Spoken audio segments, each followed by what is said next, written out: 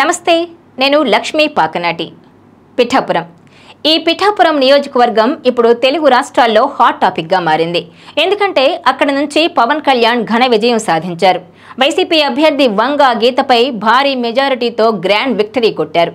అయితే అక్కడ పవన్ కళ్యాణ్కు సహకరించిన వర్మ ఇప్పుడు హాట్ టాపిక్గా మారారు. ఎందుకంటే ఇప్పుడు ఈ వర్మ పవన్కు షాక్ ఇస్తారా అన్నది ఇప్పుడు చర్చనీయాంశంగా మారింది. ఇవాల్టి మన టాపిక్ కూడా అదే.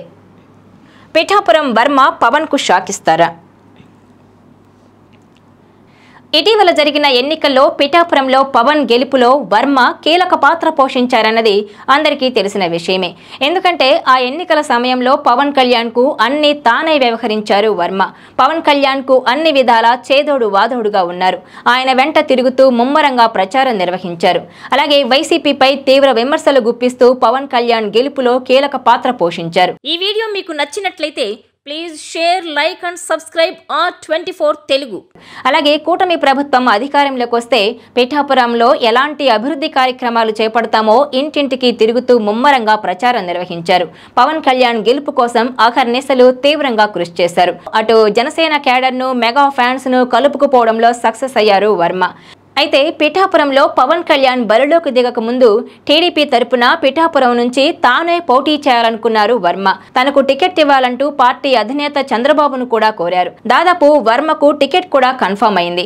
అయితే ఆ తర్వాత టీడీపీ, జనసేన, బీజేపీ పొత్తు పెట్టుకోవడంతో పిఠాపురం నుంచి పవన్ కళ్యాణ్ బరిలోకి దిగాలని నిర్ణయించుకున్నారు. ఈ నేపథ్యంలోనే టీడీపీ అధినేత చంద్రబాబు వర్మను బుజ్జగించి అక్కడి నుంచి పవన్ కళ్యాణ్ పోటీ చేస్తారని, ఆయన గెలుపుకు సహకరించాలని వర్మను కోరడంతో ఆయన వెనక్కు తగ్గారు.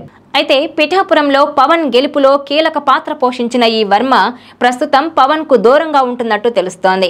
ఆయన నిర్వహించే కార్యక్రమాలకు గానీ, అలాగే పార్టీ కార్యక్రమాలు, ప్రభుత్వ కార్యక్రమాలకు కూడా దూరంగా ఉంటున్నారని, అంటిముట్టునట్టుగా వ్యవహరిస్తున్నారన్న ప్రచారం అయితే సాగుతోంది. ఎందుకంటే మొన్నటి వరకు ఈ వర్మ పవన్ కళ్యాణ్ అంటే తనకు ఎంతో ఇష్టమని, ఆయన్ను అంతకుముందు తాను దూరంగా చూశానని, కానీ ఈ ఎన్నికల సమయంలో ఆయనకు చాలా దగ్గరగా ఉన్నానని, ఆయన్ను చాలా దగ్గరగా చూసిన తర్వాత పవన్ కళ్యాణ్ అంటే తనకు ఒక రకమైన మంచి ఇంప్రెషన్ ఏర్పడిందంటూ పలు ఇంటర్వ్యూలో చెప్పుకొచ్చారు.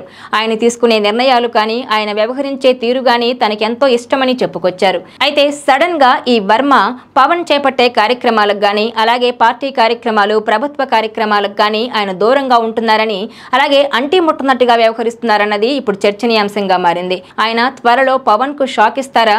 రాబోయే రోజుల్లో వర్మ నిర్ణయాలు ఎలా ఉంటాయి? ఆయన ఏ దిశగా అడుగులు వేయబోతున్నారన్నది ప్రస్తుతం చర్చనీయాంశంగా మారింది. ఈ వీడియో మీకు నచ్చినట్లయితే please share, like and subscribe R24 Telugu.